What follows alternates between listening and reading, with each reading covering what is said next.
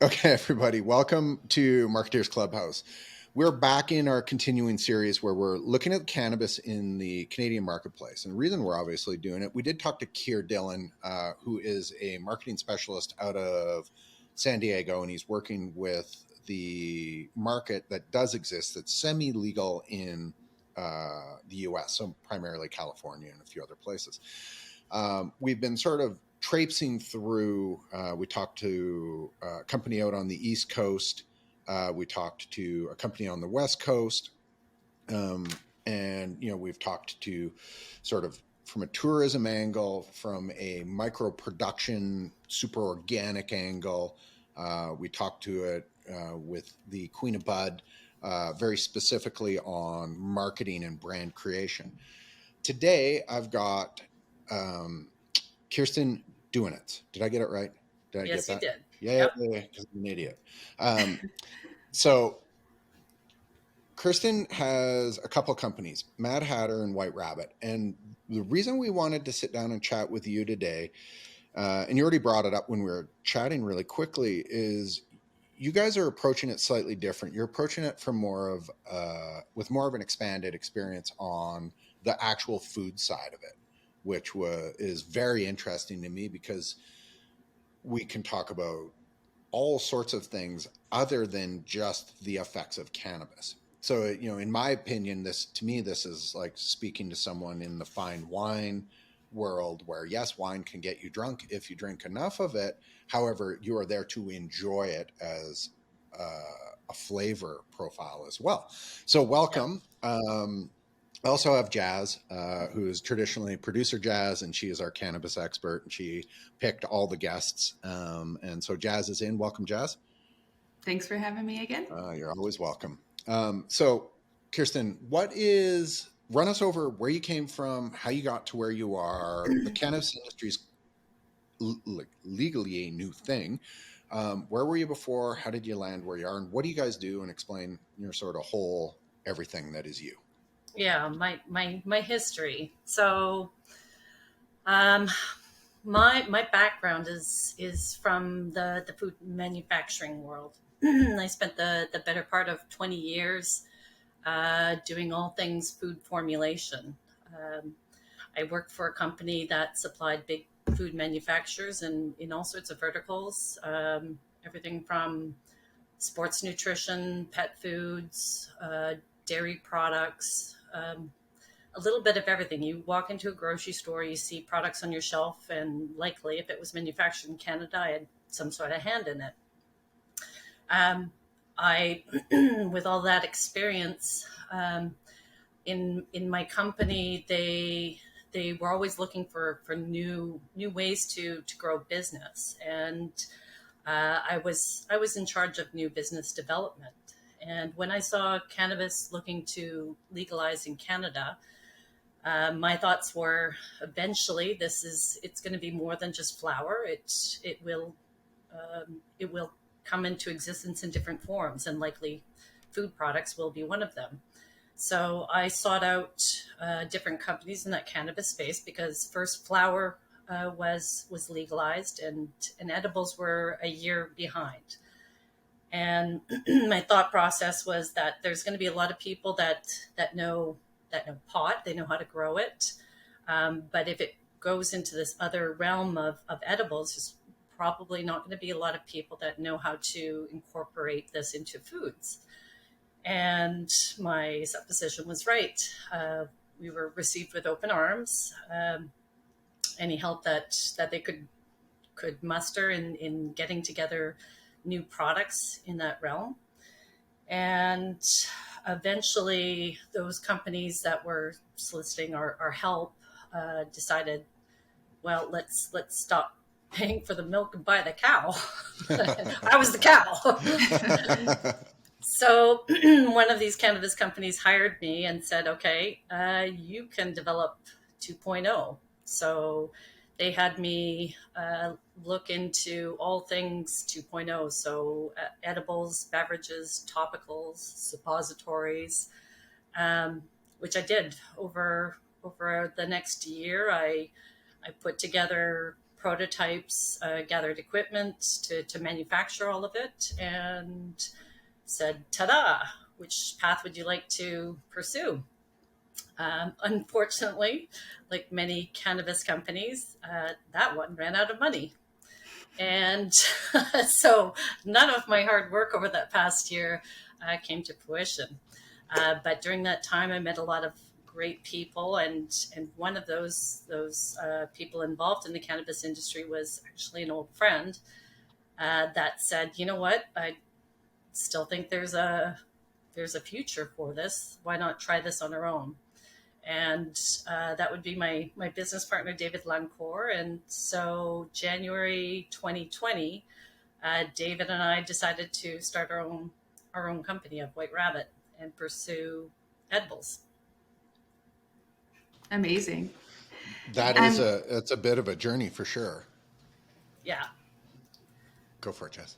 Sorry. Oh, you go. Sorry. I No. forgot what I was going to ask. Classic. And that's why you're not the host. You can't forget what you're going to ask. It's a long road, young Padawan. You'll get there, though.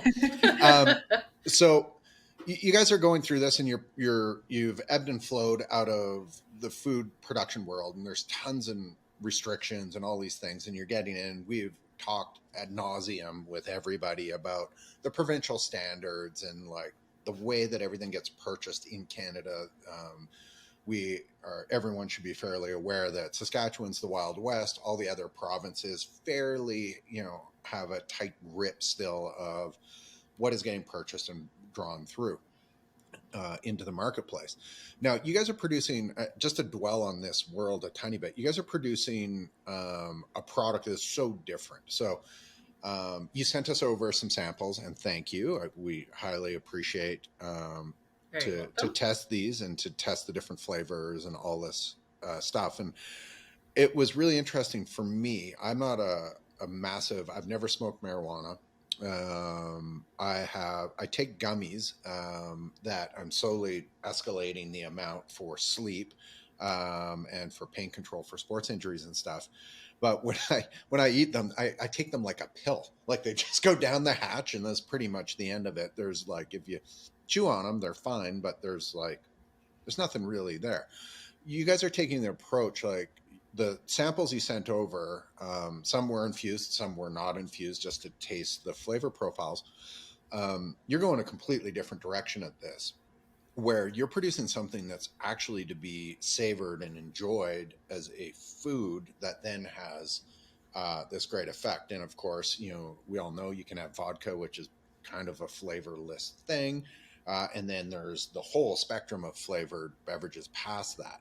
Vodka in my world is purely a thing that it's fairly low cal, and you can get fairly drunk on it really quickly. That's what its natural purpose is. And of course, I'm a little bit of not giving it its due. It can be a beautifully built product, but it's not quite the same as some of the premium alcohol that's built just for flavor profiles and to get all these different things. So you guys are producing that stuff that has this completely different sensation that you're trying to get or trying to bring the consumer.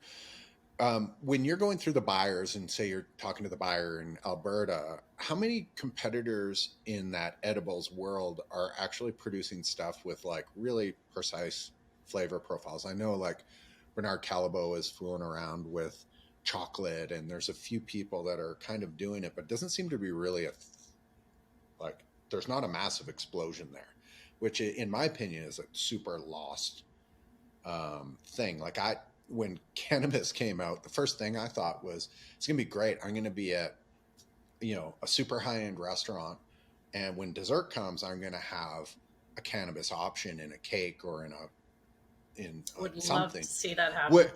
Yeah, like to me that's the end goal of where you are, where it's like, okay, yes, it's a thing that alters your state. It's got a function. It's got a function, Mm-hmm. but so does brandy, and it ends up in desserts. And so, and then you're drinking series of different wines in a wine pairing, and there's a dessert wine every time.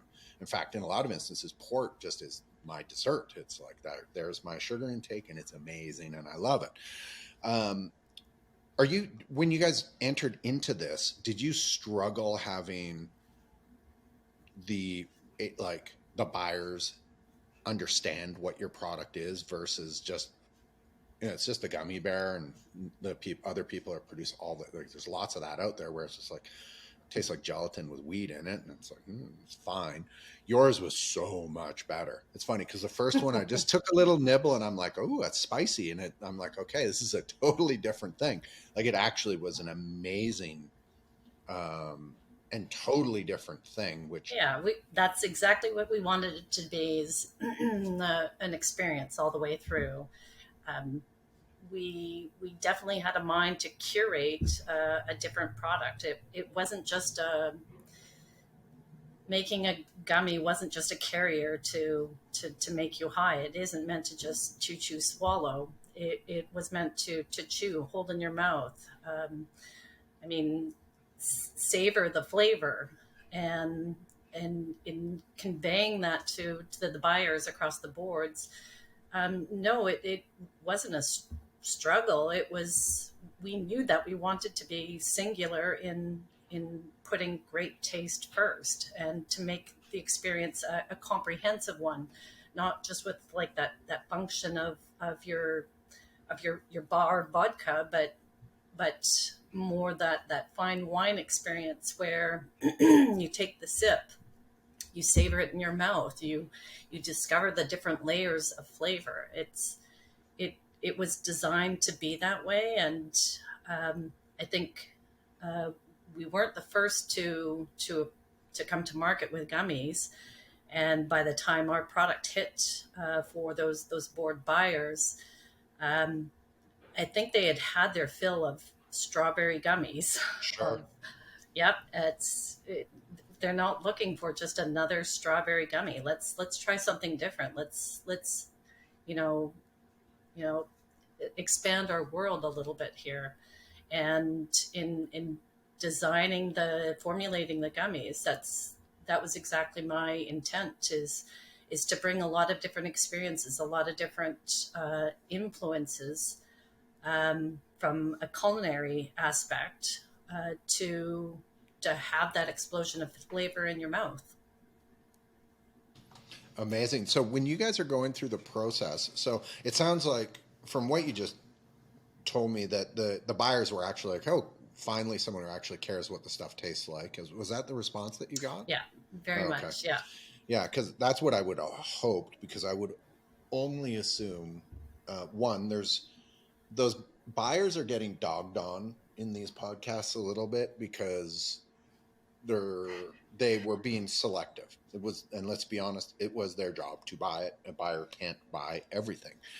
Yeah. But I, sort of steel man their positioning on why SKUs would get turned away. Like you said, how many strawberry gummies do you need to present into the market? Is it 10? Is it 20? Is it 400? Probably isn't 400. Sooner or later, you need to be like, guys, we got enough strawberry. Do you got anything else? Like, how about a vanilla? Like, what do you got? Or how about a strawberry fig balsamic? Right. Exactly. Yeah. Yeah, exactly. Something that brings something else to the table other than what the THC is going to do and the level of the THC, which has, again, parallels in the alcohol world with, content of alcohol and whatnot. So I find that really interesting because everyone else has had enough of an issue bringing product to the market because there's always competitive stuff. And everybody has had to find a very clean vector into market without a ton of roadblocks that the large brands would have already put in place. So I'm assuming that the big cannabis companies don't really care about the flavor profile of their stuff, to the point, maybe they do. There's probably someone in in a giant Aurora or company like that going, of course I care. But really, like, their goal is generally something else. It's very price driven. It's a lot of other things, and that's, to bring the consumer something else. where everybody we have spoken to is bringing a completely different, more premium experience into the marketplace, because we're talking to only small producers. We're not talking to the large guys at this point. So I find that really interesting. So to your product and when you guys got into this, so you spent a year working on learning what this is going to do. Was there anything inherently like it, if to the listeners and viewers out there, if you've never tasted marijuana, we have all smelt it. Like, if you haven't smelt marijuana by this point in your life, Fairly distinctive. I don't know what to say. But lots of people haven't tasted it, and the taste is close-ish, or can be close-ish to the pungent. Like, it's got that note of flavor, sort of that you a smell. grassy, kind of earthy note to it. It tastes similar to what it smells. Your senses are all intertwined, so you do taste with your nose. So when you smell that sort of skunky smell, that's a little bit what you're going to taste in a gummy. If you haven't done anything to it, you're just putting THC into. I mean, those were my first experiences way back when. Was just throwing pot into a Betty Crocker brownie mix. Into a cookie, yeah. Right. So it wasn't necessarily a delectable experience. Which is literally, I was in Sedona with some friends, 4 or 5 years ago, and one of them's this guy. He's hilarious. He's like, I brought a weed cookie, and so he's like, everybody wants some, and I'm like, yeah, okay, yeah. It's literally the first time I've ingested weed, and so he broke off this tiny little chunk of it, and I'm like, is this a lot? And he's like, dude, you're fine. Like, just eat it. I put it in my mouth, and it was like skunky, chocolatey, and also freezer burnt at the exact same time. Nice. It was Adding just insult to injury. Oh, it was just like, and it was so sweet of him to be like, okay, everybody, and we're like all laughing and giggling. But the experience, I was just like, well, if that's what weed cookies actually taste like, I don't think I ever want to do another. No, you don't want to go there again. No, and probably then not. To lump onto it, a buddy of mine, I was having some sports injury issue, and he's like, just please try these weed gummies. And this was years ago, and he gave them to me, and I tasted it, and I'm like, oh my God, these are brutal. They're brutal. And then, of course, I got slightly used to that flavor profile, but then the product also got better. Like, I now have ones that are like, if I do care to chew them, they're tiny little gummy bears. I just swallow them before I go to bed. But they taste kind of fine, but yours was completely different. It was like, and that's a really interesting thing, which, to be honest, I thought, and I never talked to you about this, Jazz, but I thought for sure when it would be legal that I would be able to go to whatever restaurant and have that dessert. I figured there would be a chef somewhere just like dying to bring forward. And there are. Yeah. Something that can just elevate that. If I'm going to have a big giant elk chop or whatever, it's beautifully done, and these are really expensive things with beautiful wines. I was dying for that last bit of the experience to potentially change it. It's, again, just the novelty of having it. It's like when you have truffle, you don't have truffle, you're having like drops of truffle or shavings of it. It's not like it's an overwhelming thing. And same with drinking a glass of port. Yes, it makes it a little bit, you got to be a little bit more sensible about if you're drunk and if you can drive and all the things that go with it and timing. But cannabis is in the same world. So when you start looking at this, was there anything that you had to balance off with that more pungent flavor profile to start? Like, you have a small bump in the road to begin with. You want to use it, but it's like cooking with, working with blue cheese. It's already got this thing, right? It's got a little thing. Yeah. And so, but yeah, tons and tons. I can't stand blue cheese. However, it is everywhere. Oh, that's People too use bad. I made a blue cheese gummy. There you Really? Oh, go. yes. It Happy was blue jazzes. cheese, honey, and walnut. Yeah. Oh, The house smelled like interesting. blue cheese for a while. Yeah, it's fairly charcuterie sounding. I love it. Hmm. So, So was there a challenge in yeah, overcoming that taste? Absolutely. It's one that every formulator would be faced with.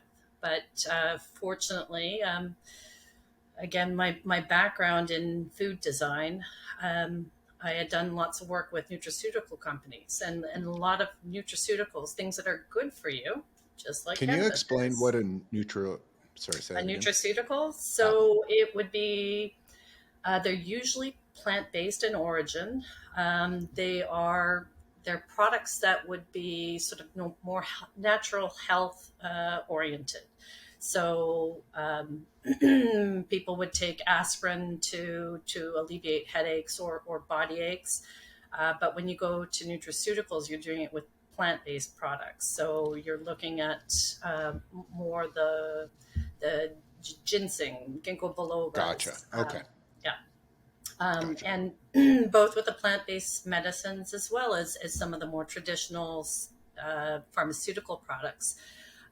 They are good for you. They do help alleviate pain, address sleeplessness, anxiety, same as cannabis, but they're also very off-putting in taste. Hmm. They're bitter, they're astringent. The acidic taste, they're not something that you want to have linger in your mouth. This is the reason why big pharma companies will put coatings on products or Sure. just make them gel caps that you just swallow, because it's not something you want to have that taste linger in your mouth. So that was one of the original challenges to overcome, because the end goal was always to make the product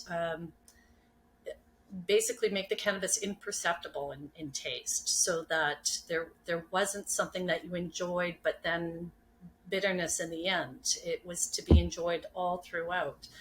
Obviously the end result, yes, but while it's in your mouth, that every bit of that is enjoyable. So there was a lot of work in working. Of course, we're also very focused on keeping everything natural, non-GMO, organic when we can. So in putting together the product, I worked with a lot of natural flavors to mask the taste of the cannabis, and flavors that are not necessarily completely covering but congruent, so that you're overcoming those tastes, so that in the end, whatever product, whatever gummy I design, you're not going to taste the cannabis in any of them. And Interesting. sorry, Jamie, do you use like a distillate for THC with your gummies? We use a distillate for the THC. We also use isolates for the CBD, and then the CBG, and the delta 8s. Yeah. Can you And explain what CBG is? CBG is cannabigerol. There's a lot of different sort of more minor cannabinoids. The most well known is delta 9 THC, and CBD. And then of the roughly 120 odd cannabinoids, CBG is one of the smaller percentages that are derived from a hemp plant. And does it have its own properties health-wise, or what's the inclusion of it for? Well, we're actually just about to drop a new gummy that includes the CBG. And yes, it does. It's similar to CBD in that it helps with aches and pains and sleeplessness. And I find it especially, I'm prone to sports injuries too. It's tremendous for helping backaches, or I've just recently blown out my knee, so that's been a favorite of mine. But unlike Delta 9 or Delta 8, it's non-psychotropic. So ingesting this on a daily, no sort of upper limits. and you can still function at work. I rate everything on my ability to do an Excel spreadsheet. So I can do Excel with CBG. Nice. That's great. I can't do Excel at any point. So All right. Well, that maybe would THC not, will help with that. well, maybe, and bring forward a new level of consciousness that lets me understand columns and rows. Yeah, and you'll get more formulas. inventive. Yeah. For sure. I love it. So do you, I guess first, well, not first, I've asked many questions. Next question, do you call it a lab or do you call it a kitchen? What are you building your stuff in? So I get it. It's my garage. Nice. We're gonna call that a lab. We'll call it a lab. Yeah, I actually, I like all great businesses, we started in a garage, just like Microsoft. So I converted my garage into my lab. So I ripped everything out to the studs. I did it like a mini food manufacturing site where Very cool. I put in the proper flooring, wipeable walls, rewired everything so that I can get all my equipment in there. So yeah, that's my lab. There's So that's where nothing wrong with a good garage lab, in my opinion. Yes. One of my, and I'm sorry to interrupt you, Jazz. One of my best friends, I love this guy. His name is Simon Fisk, and he makes in-ear monitors for singers and professional performers. And Cool. they are built in his lab, in his garage, and there is no better product that can be found on the earth, actually, at this point. Shout out to Simon at Plunge Audio. These are their new ones. Cool. Yeah. So Sleek. Yep. yeah, and they it's convenient. So whenever the inspiration strikes, it's just a few steps away to go and bring my idea to fruition and create the inspired product. Does your brand need some help in the trade marketing department? Manage your sales tools with Regulator's easy-to-use features. Whether it's fixtures or displays, POP, custom art or promo products, you can submit single or bulk orders for all your locations within minutes, using a simple, streamlined process. Deliver content, manage your budget and view the market, all from the palm of your hand. Move up to 10 times faster than your competitors and capture all the opportunities that put your brand on top. Visit brandregulator.com for more information.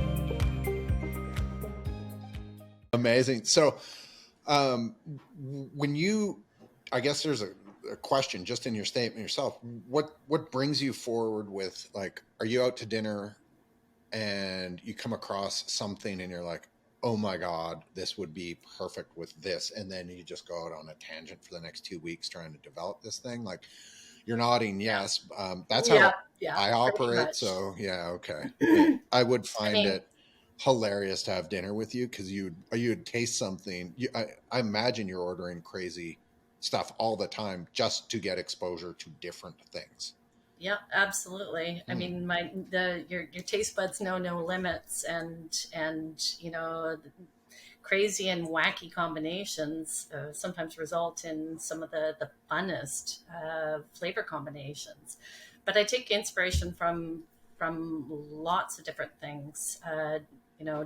Desserts, because it is a sweet gummy. So desserts at restaurants, absolutely. There's I don't know if you've ever tried a sticky toffee pudding, but that's have I ever tried a sticky toffee pudding? That's my nickname. Oh, okay. I love that flavor.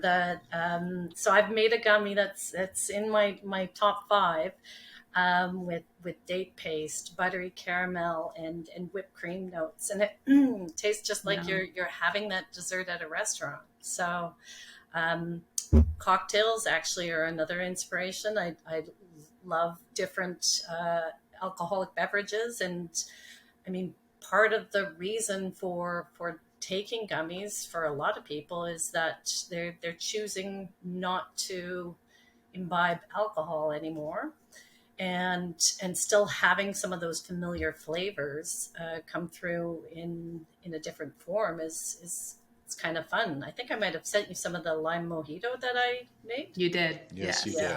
Yeah. Would you ever move into actual cocktails, like, or I guess infused mocktails? That'd be It's definitely a possibility. When I was developing the emulsion technology that goes into our gummies, our emulsion technology is called Eat Me. I did also develop a Drink Me, nice. knowing that might be somewhere down the line. But formulating and marketing in the cannabis market is extremely challenging. And although I would love to develop a whole series of sort of mocktails, I would have to get even more inventive with the naming of those products, because in cannabis world we're not allowed to refer to anything as an alcoholic drink, or as it's commonly known. So Yeah. I made a radler. So what you would normally see summer days, where it's the beer and grapefruit juice, and it tastes just like that. But we haven't brought it to market because I don't know what to call it. I mean, I imagine, like, with your like Mad Hatter and White Rabbit, I'm surprised you haven't gone down like the potions kind of route for that sort of stuff. Or maybe I'm saying too much. Easy jazz. there may be Ooh, something along exciting. that line. Yeah, yeah, Cool. yep, That's yeah. exciting. I'll It be looking is. forward to that. I have a question. So with your like Eat Me technology, does that all still happen in your garage? Is it like a big machine? Like how did you come up with that process? A lot of experimentation, a lot of fails. Um, and the commercial product, none of the commercial product is made in my lab slash garage. Everything is made on a licensed producer site. But original formulations were developed, yeah, Yeah. right here. And yeah, there was a lot of, just like I said, experimenting. Again, we wanted to keep our product natural and plant based. So in in narrowing the range of products that I could use to create a water soluble product out of a fat soluble source, yeah, it's limiting. So, but we eventually landed on a product that worked terrifically. Um, doesn't require huge pieces of equipment, just expensive pieces of equipment. But it's worked out well in putting together the Eat Me technology. It does result in it's easier operationally, because then that fat soluble product mixes with the water soluble product very homogeneously. But also, and probably more importantly so for the consumer, it does result in the smaller particles, which means a faster uptake, more bioavailability, and more predictable results for someone that's going the edibles route.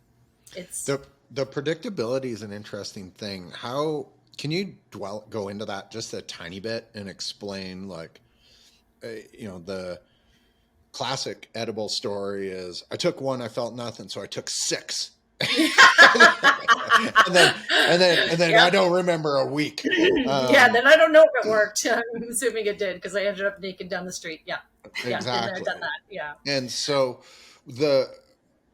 I'm only assuming that with all the heat around edibles and people starting to get this, that the science of it is just going to get sharper and sharper and sharper till you get to more of a predictable outcome of what it will do. It'll take about this long in an average human. Of course, you have outliers as far as Yep. how Yeah, people absorb people's things and metabolism, stuff. what they've consumed for different foods in that day, yeah, they all have factors in it. People Yeah, have for different sure.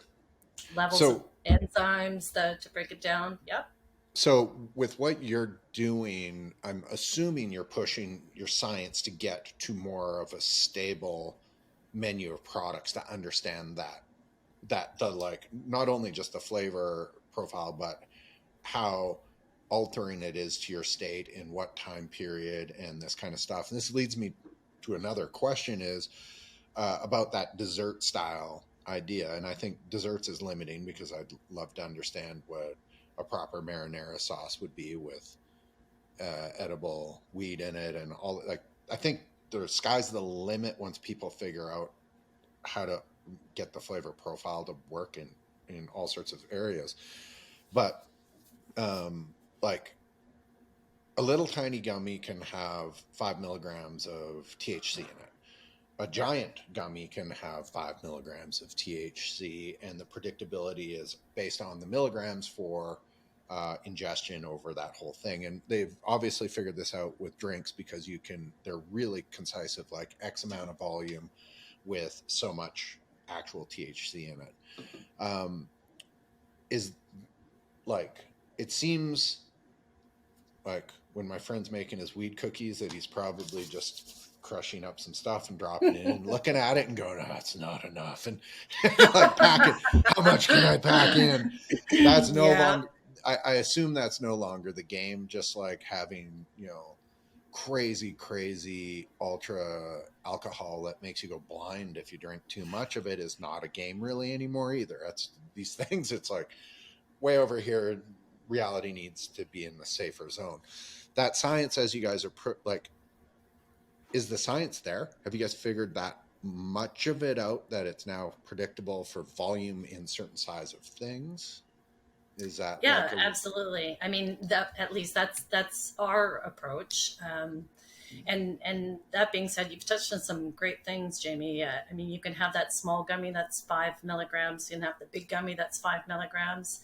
And in this market, you do have to, every single product that's produced in the Canadian market, the Canadian legal market, does have to be tested to show that it has truly that 5 milligrams of THC in it. If it doesn't, and we have a very narrow range for variability, they give you but 9%. And if it's more than, 15%, and if it's more or less than that, then that product will not go to market. 15% variability on the 5% volume. On that THC content. Yeah. Right. Yeah. Okay.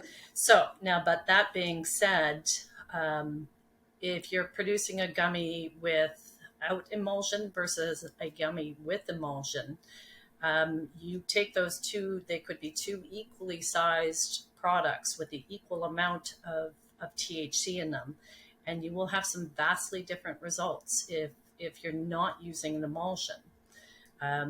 Without the emulsion, they're fat-based particles. These cannabinoids, they're like any other oil. When you see like a salad dressing that's oil and water, that oil is always going to separate out, and it always wants to re-agglomerate into that bigger fat particle.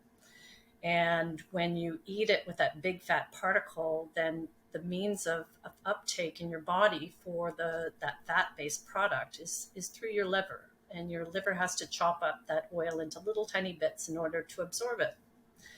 If you use an emulsion, which makes that oil into a water-loving product, and it disperses, and you've already got it chopped up into those little tiny bits, that means your liver doesn't have to do as much work. It doesn't have to take as much time for it to be absorbed into your body. So without emulsion, it's a little bit more of a crapshoot as to when it's going to hit and how long it's going to last.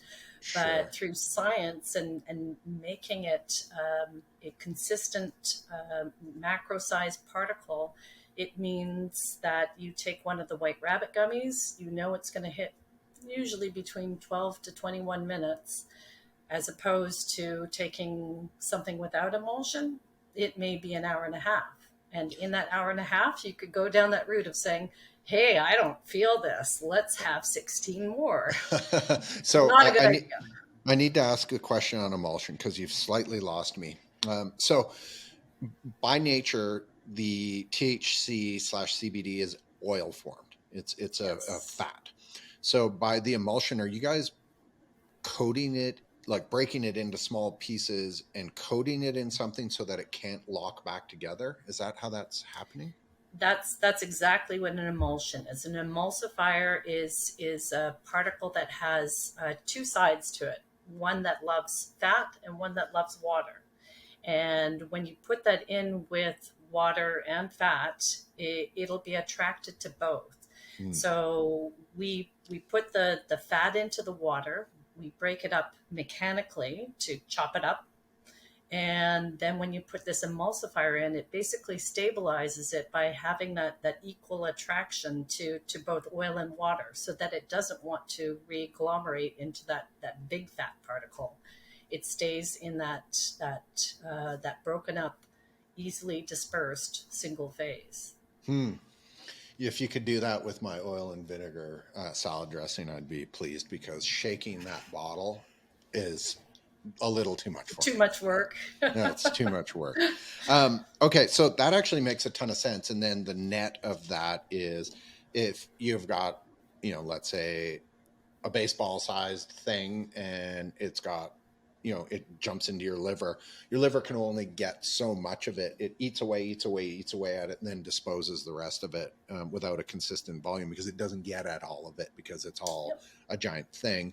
And if it's emulsified, it's just got a ton of little things that it can attack, and it can get easy. And that's that bioavailability that makes it way simpler to get into the body. Yeah. Now, and what we found with consumers, they everyone has busy lives, and you need to be able to do lots of different things at lots of different times, and you need to have the ability to say, okay, well, I'm going to have this fun, but I need to know when this fun's going to end, because I got to go carpool my kids to their soccer game, and knowing that predictability of how quickly it's going to hit and when it's going to stop too, so you can get on with your adult-like activities. It's making it more like it. Most people know, if you have a glass of wine, what are you going to feel after one glass of wine? How long is it going to take to feel the effects? And it's just making it more like that sort of commonplace, when's my fun start? When's my fun end? I love it. So I don't understand, and there must be regulations against it. Why has this not become a standard food product that can be served as desserts? Why is that leap not made to restaurants? I understand. To consumption lounges? Yeah, well, not even consumption lounges. Like, I don't have to go to a consumption lounge to have a glass of wine. I can go anywhere. Hell, I can go get a beer at a 7-Eleven here and have a taquito, right? Like, it's like it's crazy. However, okay, so let's all admit we don't sell alcohol in our convenience and or grocery stores in Canada. Anyone listening in the US, we've got lots of US listeners. We don't do that. It's not like California, where you can walk into a drugstore or Whole Foods or whatever and get everything in one spot, including your alcohol. That doesn't happen here. However, that product should be available in some, I guess maybe I've answered my own question. Is it because there's nowhere to sell it? That's correct. Right now, legal cannabis in Canada is only available through recreational licensed stores or through the medical platform. Right. Also, those that have a medical sales license. So why can you not go to a restaurant and consume? Because they're not a licensed entity. You can only buy these products through your legal retail outlets. Now, is it something that is wanted, that people would like to see, and that maybe in the future? There's definitely a push behind it. I mean, if you're looking at cannabis being sort of on a similar platform as alcohol, why not create those areas where you could go to consume on site, where it can be monitored, sold in specific dosages. But yeah, be something where it becomes more of a social experience too. People go to a restaurant and order a glass of wine with their dinner, then why not a cannabis beverage? You have your port after your dinner, then why not an infused dessert?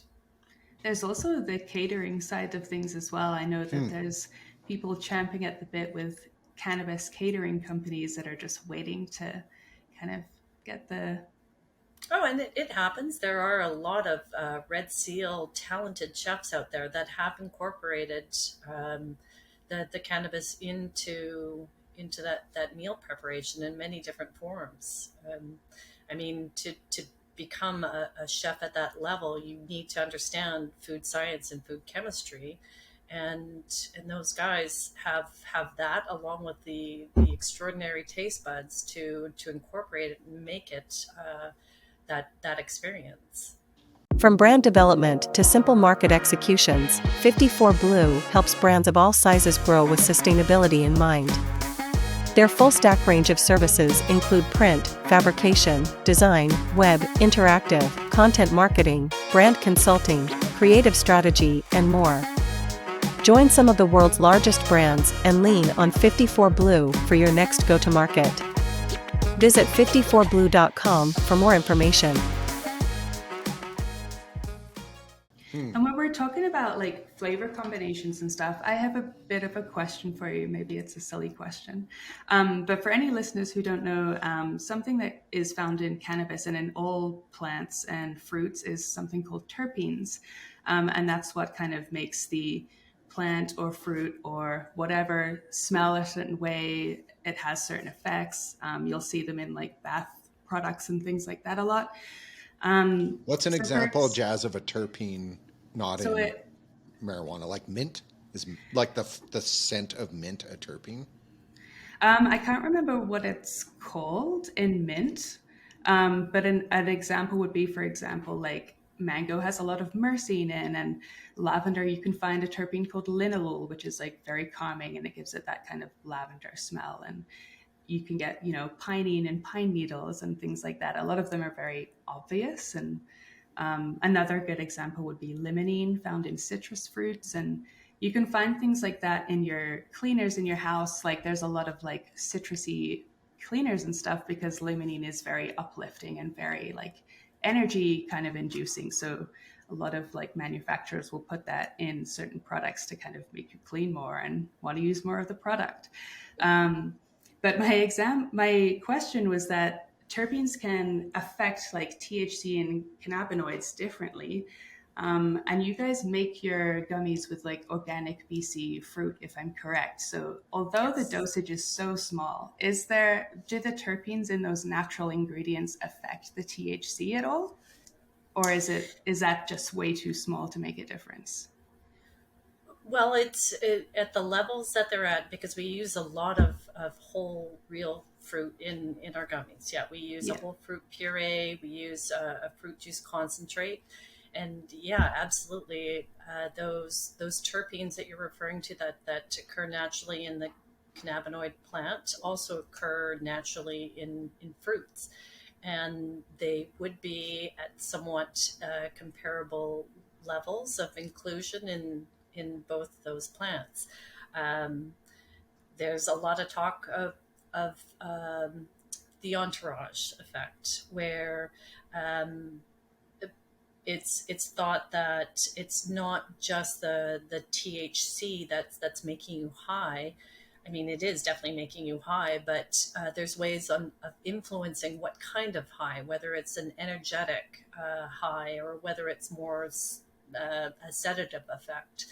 And the pairing of the terpenes is thought to influence that. So, I mean, we're not using lots of the naturally occurring terpenes that come from the cannabinoid plant, but we're actually putting in just as much through the fruits.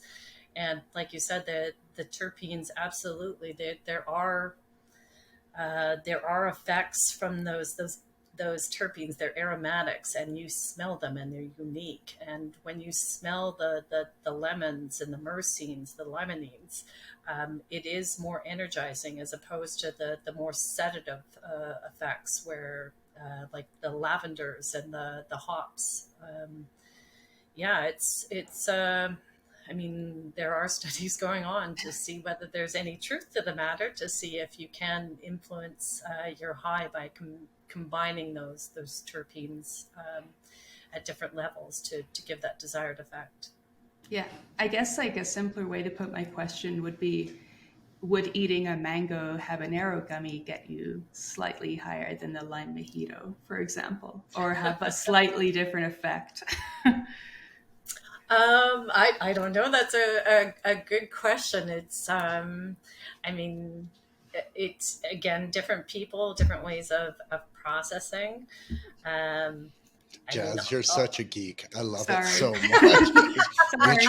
Okay, now the habanero or the lime one, which one's going to get me slightly higher? It's a beautiful I'm just question. curious because I know they're so small, but you do use those like natural organic fruits, so they would have the terpenes in, and it would be slightly different. So I was just curious. But That's good. I want a sneaky, salty caramel like THC hard candy, or they exist. Yeah, I'll get you some. That sounds like a delicious thing. Something that pairs with the wine that I'm drinking after dinner sounds great.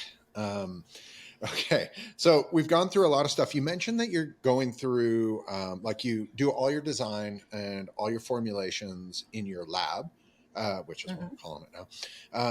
Then you're going out to a licensed producer. Do you have different licensed producers all across Canada, or using a singular licensed producer to produce your stuff right now? Right now we're producing just through one LP partner, but the goal is to be able to have a few locations to have the logistics advantage. And different LPs have different focuses. So some will have a little bit more flexibility, and it'll be a little bit easier to bring new products to market. Some of the really big companies, it's hard to turn on a dime and get new products launched. As opposed to the smaller ones where the process is a little bit more nimble, a little bit more rabbit-like. Just to go back, LP, and it's been brought up, I'm assuming that's legal producers. Right? Licensed producer. Licensed producer. Okay. So you're going down the path, which actually is really cool from a business standpoint, because the other people we've talked to, minus Queen of Bud, which is doing a bunch of collabs and licensee sort of stuff, everyone else is growing and selling. You put yourself with Mad Hatter and White Rabbit in the position like Coca-Cola. And if anyone doesn't know, Coca-Cola is made all over the world in all different spots regionally. There's a Coca-Cola factory plant, I don't know what they call it, in Calgary. They're all over the place. Best Coca-Colas you can find are out of Mexico because their sugar is better. They're the best. I saw something on Instagram the other day. Through Passover, Coke releases a Coca-Cola with a yellow top. I saw that. That's cool. The yellow top. Yeah, and it tastes different because it is Passover, so it can't come from corn-derived sugars. It's got to come from beet-derived sugars. Exactly. So you can get it everywhere, and it's way cheaper than getting Mexican Cokes, which you have to find very specifically. But if you haven't tried it, go to your local like Latino grocery store of some variety and find the Coca-Cola and look at it, make sure it says it's produced in Mexico, and it will come with it's beet sugar, I think, or cane sugar. And it is definitively better. Definitively. Best Cokes out there. I've ranked them. So number 1, Mexican Coke. Number 2, Coke from McDonald's. Number 3 doesn't exist. Those are the 3 pinnacles of it. Anything else is a lesser Coca-Cola. So I'm an expert Well, in that I world. mean, from a food science point of view, absolutely. Your argument holds water because the ingredients you use in that product that you manufacture, it shows in the end product. There are differences. Yeah. Oh, it's massive as well. Like, it is definitively better. So you put yourself in this, being able to do it. So you've got your real stuff is IP in formulas. So you've got formulas of your flavor profiles and how you want to do this, which has put yourself in the position that if the US market opens, you could set up a US based company and then go to LPs down there and have them produce your formulas, which are already all baked out, just like Coca-Cola does. They have their formula, they go and stand up a factory and produce in Canada, minus slight differences in water, like pH water and all the different things, which I would assume Coca-Cola pays very, very close attention to, and they would balance it all out before it actually becomes the product. You have the ability of doing this at scale globally, which is really interesting because you're selling your IP in the form of what a recipe is, but that's a really interesting thing. Where everyone else we've dealt with is super hyper focused on, well, we're growing in a very specific dirt and it's going to be, we're pressing it in a very specific way, and like on and on and on. And not to diminish those things, those are so important in the business that they're running, where you have produced something that's potentially a lot bigger. Like, you've got, you're taking grandma's cookies and can sell them globally, and grandma's cookie recipe could be sold globally. Are you guys watching the global markets really carefully? Are you thinking about how you can export these treats out into the rest of the world? Like, where's your business vector pointed with this? Yes. Now, this is a podcast. You have to say more than yes. So actually, it's a great question, and the way that the U.S. is in its current standing, where it's very fractionated because it's not federally legal, it means that you cannot, if a state is legal, and even if the state right next to it is legal, because it's not federal, you cannot cross a state line with said product. So typically in food manufacturing situations, like Coca-Cola, for example, when looking at manufacturing a food product, you would set up 2 massive plants, one on the West Coast, one on the East Coast, and produce in volume and then ship to wherever it makes sense logistically. But because you cannot do that with cannabis products, it makes the White Rabbit sort of template even more ideal. Because keeping in mind that what we do at the licensed producer is what I do in my little garage. It's a very small footprint, and from a CapEx point of view, it's not very capital intensive, where you're needing to do everything in large scale. It's a craft process. So opening up one little White Rabbit in every state, when it's not quite sort of homogenous throughout, is actually a much easier way to do it. Additionally, the way that I designed the whole process, because again, we knew that we were getting into a realm where there would be a lot of employees that know a lot about cultivating and growing, but not necessarily about the food manufacturing. I built the whole process to take out all of those typical failing points of food manufacturing. And I've essentially made the IP into like a Betty Crocker mix, where you open up a batch box and everything has already been pre-measured out.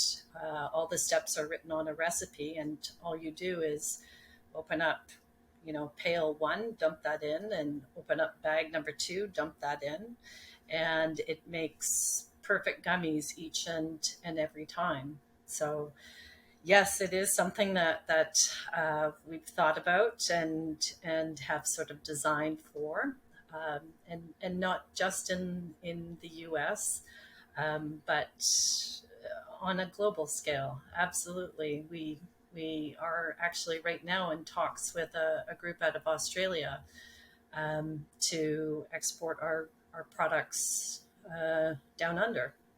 And hopefully the reception there is, because I've heard Australia was not really keen on rabbits at one point. So hopefully that's changed a bit now. Jazz, I don't think Australians know anything about weed, do they? Is that a thing? I'm sure they'll find out soon enough.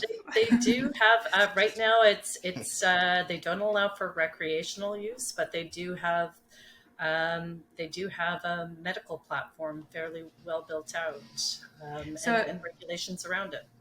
Are you sending down your CBD gummies or all of them? All of them, THC and Cool. CBD. Mm-hmm. Nice. Very cool. Okay, so you're jumping through all these hoops. You've got this kind of nailed out. So just back to the licensed producers. These are closer to kitchens than they are anything, I'm assuming. Can a standard kitchen food production place, somewhere that makes, cookies is a wrong example, but like a small batch food production place producing consumer packaged goods food, and I'm sure they're come in all different sizes, can a small-ish version of that get licensed to be a producer, like in that facility? Or like, is that something like, I guess I don't understand. Part of this is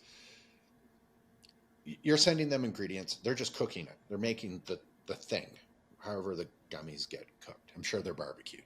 However, whatever happens to make a gummy.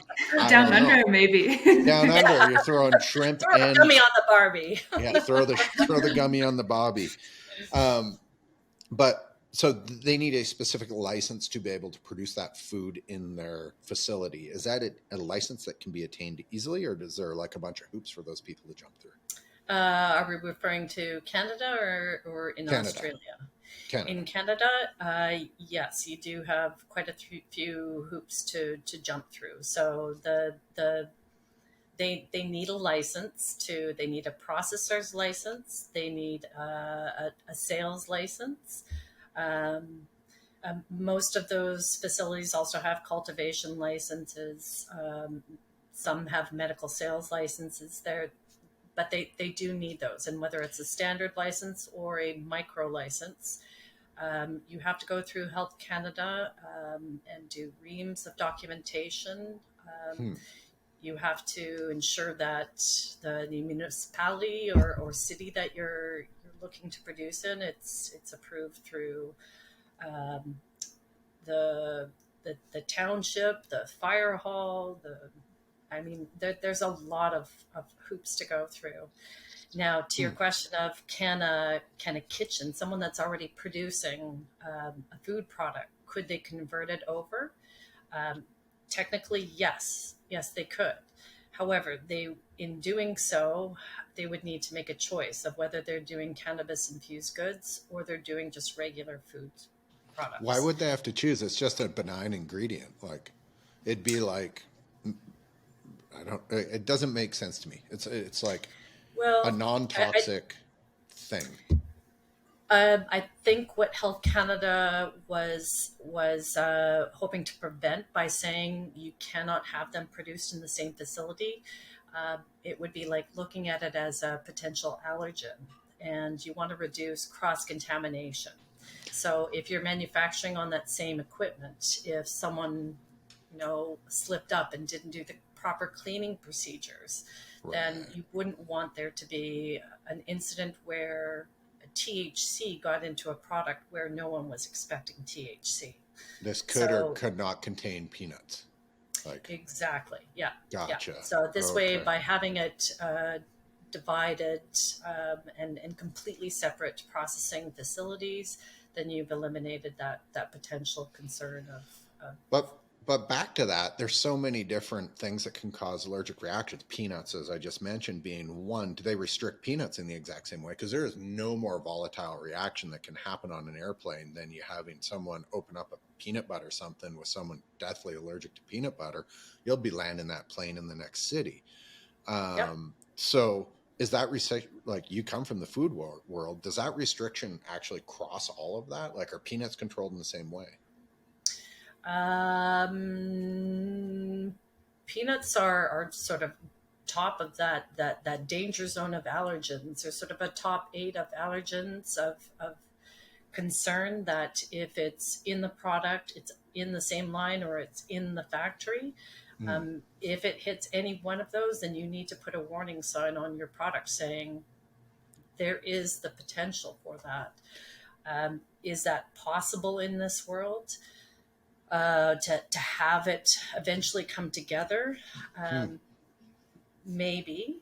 I think there is the thought that eventually, maybe not the THC because of its psychotropic properties, but eventually that CBD, a non-psychoactive product, will eventually leave this fairly highly regulated, still drug sort of viewed product facility, and it will be brought more into that sort of main space of more like the nutraceutical processing, a natural health product. Right. So it's still regulated, but not as restrictively so, that eventually it'll be seen more like those natural plant-based products that you could use and incorporate into your everyday foods.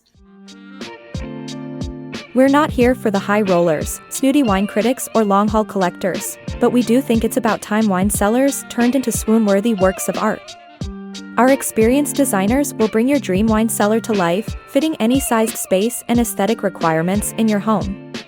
Our craftsmen carefully hand-build your cellar to give you a wine storage space that really feels like you. Visit themoderncellar.com for more information.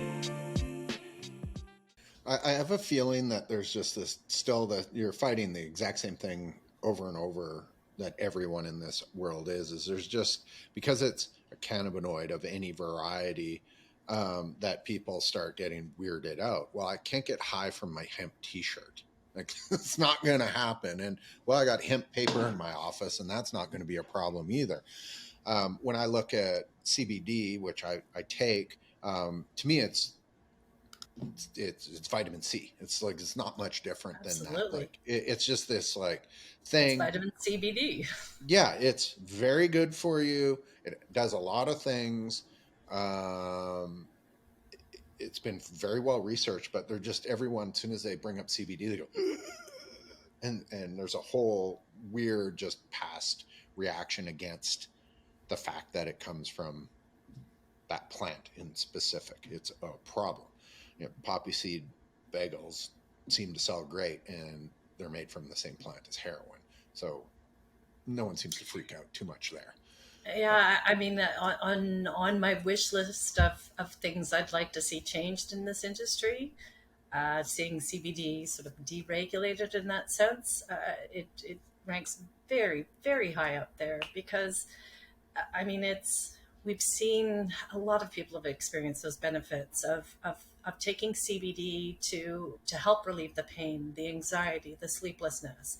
And this is replacing more traditional pharmaceutical drugs that often are very addictive and not necessarily, definitely not plant-based, and not necessarily good for your body in a holistic sense. Totally. If we could bring it into that mainstream, and I think that the biggest part about it is be able to educate people about it. There are a lot of people that are still very CBD curious, but because it's lumped into that whole cannabis sort of group, there's still that stigma about it. They don't want to try it because they don't want to get high. Well, you'll never get high off of CBD. but our hands are tied as far as educating consumers to say, you could use it for this, you could use it for that, at what dosage you could use it for. I mean, it could bring a lot of good and reduce a lot of the stigma, bring a lot more people into trying plant-based medicines, if it were to be moved out of this category, the same category that THC is lumped into with its recreational purposes. Yeah, it's wild to me that you can buy melatonin and give it to kids, and it's a hormone, and it really actually does mess with you in some not great ways. There's literature, like, it does help, but it's like, it's not ideal. You're really messing with stuff that you probably don't want to fool around with, where CBD is an amazing alternative. So is THC, and it's completely non-addictive from my own experience. And again, everyone is different. I can take it, not take it. I can have great sleeps without it. I don't feel like I'm missing anything. Do I sleep better when I take it? Hell yeah, because if I get up into the middle of the night to go pee or to let my puppy out, when I go back to bed, I'm not thinking about work. It's just closed off. Just the smallest little trigger in my brain that is the little worm that then keeps me up from 3 a.m. on, that just doesn't click. It's gone. And for anybody wondering what that's like, that's exactly what it is. In fact, I've told Jazz this a bunch of times. I don't even really know. I do know now, but for about a year, I took gummy bears and I never was awake. I didn't know what the effects were happening to me. I would just wake up and go right back to sleep. It was great. I was like, I was never high. I just was asleep. And then I got hurt, had a knee surgery and then an elbow surgery back to back. And I didn't want to take the opiates that they were giving me. So I'd use weed, gummies, and I sat there on the couch watching Hallmark movies, and I wrote a couple movies and had the greatest time. I had no pain, and I was like clear and fine. I had a great holiday and just sort of wrote it out and then just stopped. It was easy. I went on a month-long trip down into the US with my wife. I couldn't take my gummies down. I was just like, well, whatever, it's fine. And I was great, had no problems. So I don't know. I'm a converted person for sure in what this plant can do. I think most people have a really old, heavily distilled, bad Cheech and Chong version of what this thing does. Hilariously, we've done what, Jazz, 5 episodes this now? Is the 5th one. Yeah. 5th on cannabis. 3 of the 5 have been women. It's where I was expecting more men, and it just happened that we're seeing a bunch of women in this. My wife, who's a brilliant lawyer, sits on the board of a CBD manufacturer. Like, it's a thing. Like, it's a reputable, proper thing. Everybody get over it. There's some really good stuff. If I was a younger athlete, I absolutely would be using CBD constantly, and I would have been using THC to keep my sleeps more even when I was traveling for sport, all sorts of stuff. And of course, I don't even know if WADA considers it legal anymore. I know that it's kind of ebbed and flowed a little bit. I don't necessarily know if it's a controlled substance. It does help you on bike rides. If you go on a really long bike ride, THC helps a little bit for sure. Oh, totally. And for running and for snowshoeing and hiking and all of those things. That's very much what I use it for every weekend. Every weekend I'm up at Whistler and on 3 to 5 hour hikes trying to keep up with my huskies, and THC helps with my endurance because it's a stimulant, a steroid, just because it refocuses. I don't feel pain. I don't think about, hey, my muscles are getting tired. I'm not thinking about that. I'm looking at the beauty of nature surrounding me and just enjoying life. Yeah, it definitely reframes how your body is talking to you, which I find to be the really interesting thing. And it's got the waking up and it took me a while to figure out why it was so good when I was sleeping. Just that there's like a little switch that somewhere THC is worms its way into my brain and goes, not tonight, and flicks off the switch that would wake me up, and I don't wake up. It's not helping you get to sleep. It doesn't necessarily make you tired per se. In fact, for me, I'd never find cannabis makes me tired. It energizes me. But what it does do is like you said, it focuses the mind, so that when you do invariably get up in the middle of the night to go pee, and then you climb back into bed and you just want to go back to sleep, but then you start thinking about, what did I forget to do today, and what do I have to do tomorrow, and your mind starts going at 1,000,000 miles an hour and you can't slow it down. That's where cannabis helps. It just quietens the noise in the background, and you're at peace, and you just fall naturally back to sleep. Yeah, that's a real thing. I love it. You have taught me a ton about what you do, and I appreciate you and your business. And I only hope yours is the one that I'm most interested in, because I don't smoke. It's bad for me. I don't love ingesting smoke into my lungs. It's something I've avoided my whole life. I love the effects of the plant. I'd love to marry that with more extravagant foods and flavors and all of the different things. So to me, there just seems to be this giant world that can open up in that. And so I'd love to see all sorts of different products that are delicious and have the effects of what this plant can give you.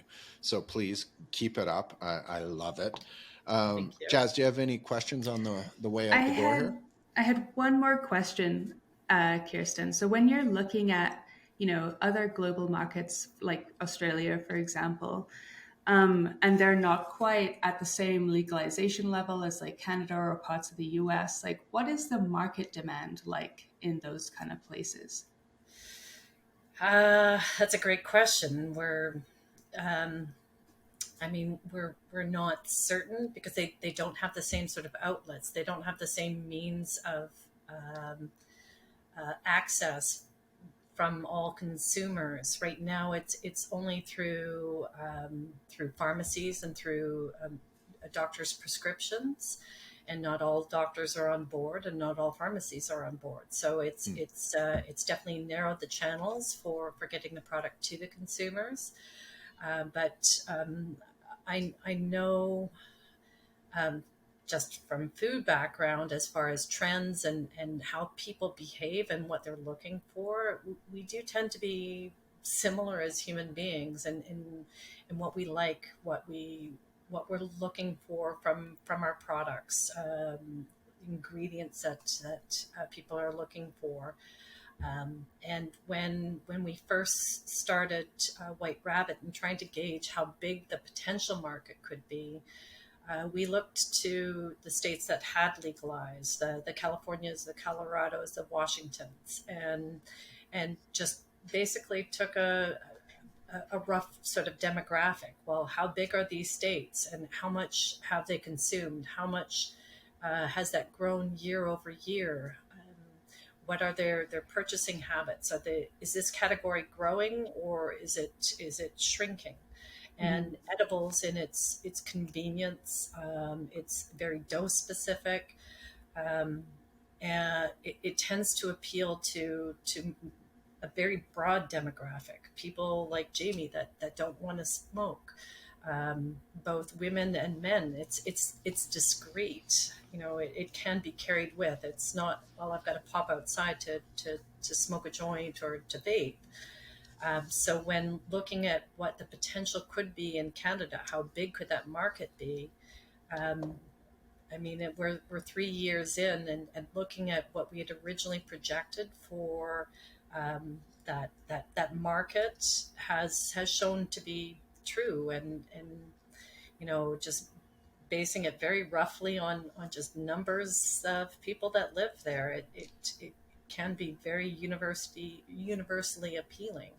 Mm-hmm. So, and also appealing at university. Yes, it does make for funner studies. If I could recommend a product, this is my favorite cycling thing. It's pure maple syrup from a company called Oh, cool. Reboost. Is unbelievable. So if you don't know out there, when you're cycling, you're going to go into debt basically sooner or later in your ride, and you'll either need to burn more carbs or switch to burning fat. And it's a hard conversion. So you sort of hit a wall in a certain spot. And I know you, if you're an athlete, you hit that wall. So if you could somehow infuse this with THC, 5 milligrams in each one of these would be unbelievable. Been there, done that. Yeah, it would be a great and treat honestly, in one Annette, shot. I mean, it pairs so well together. I've done it for the protein gel packs or the carbohydrate packs. I have actually done exactly that with the thoughts of, I've not run a marathon yet, but I've run a half marathon, and hitting that wall. And it's not just not having the fuel that you do need to put back in your body, but the aches and pains. I mean, I was anticipating my legs being tired, but who knew that my shoulders would be tired and sore from running? And to infuse it with CBD so that you could not only refuel but relax and loosen your body back up again. It's a natural pairing. It's a winning combination. Absolutely. It's winning. And if you mountain bike with the crew out of Banff, they stop to smoke weed about every hour on every bike ride, and they can go. This way you don't have to and stop. go This and way go. you just reach in your back pocket, You squeeze, just go. and go. Yeah. Yep. Between this and there's a chemical out there called beta-adenine, which is amazing. Beta-adenine should be mixed in with everything because it's a lactic acid neutralizer. So it circulates in your body. You don't get those sore muscles, yeah. Well, you don't get the burn. It's Yeah. a really, really dangerous and very amazing thing, because the lactic acid, when you are performing in sports, starts pooling in your body can't clear, and it is a precursor to say, hey, you're going to start having problems sooner or later. That's kind of one of the signals that it gives you. But the beta-adenine bonds to it and doesn't let the acid go anywhere, so you just feel great the whole time. You end up tearing your muscles apart a little bit more than normal, but it's amazing.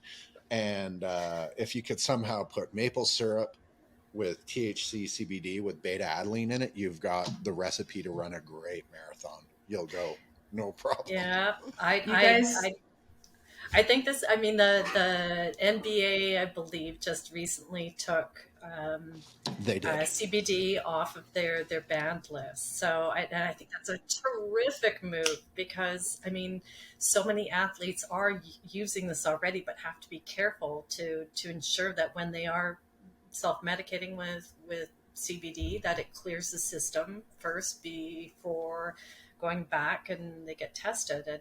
And to say, yes, we're recognizing that this is, a plant-based medicine, not a stimulant, not something that's going to give someone an unfair advantage. It's opening up a whole world of possibilities for formulators like me that have been keen for so long to, I mean, I can't tell you how many vegan protein beverages I've formulated. And wow, wouldn't this be a great addition to exactly that, your daily regime of doing what's good for you with your proteins, your vitamins, and your CBD. Yeah, from a longevity, health, and fitness standpoint, cannabis plant is got to be mixed in. It's a really, really active thing. It helps you in so many different ways.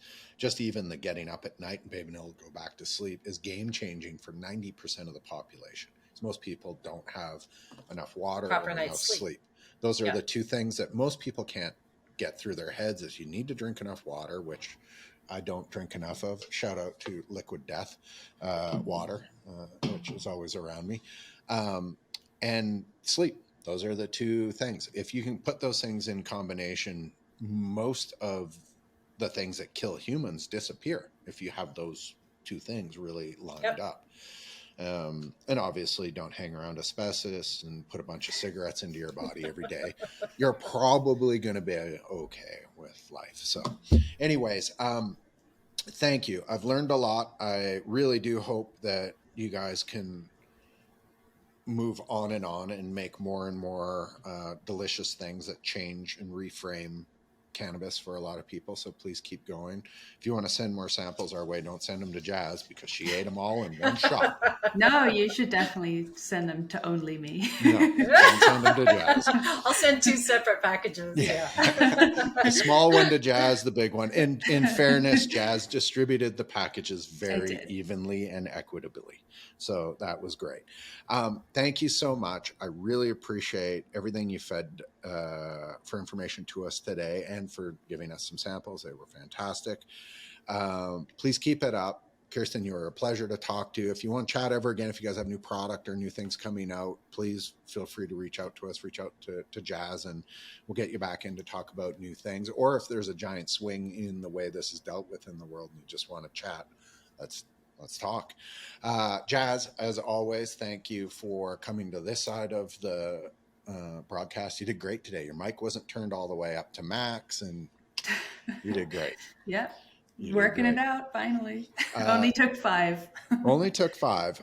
Everyone, thank you. Jazz, I think we need one more cannabis series. I'd like you to try find me a regulator, somebody that actually like deals with. I have so many questions from these podcasts, like the fact that BC doesn't have a farm gate program where they can be treated like a winery, where you can consume at location like they do out on the East Coast is crazy. I want, I don't know who we need to talk to, but I have so many questions that are unanswered as far as how the whole industry gets managed. So anyways, now I'm curious, and so I'm probably going to be digging into it.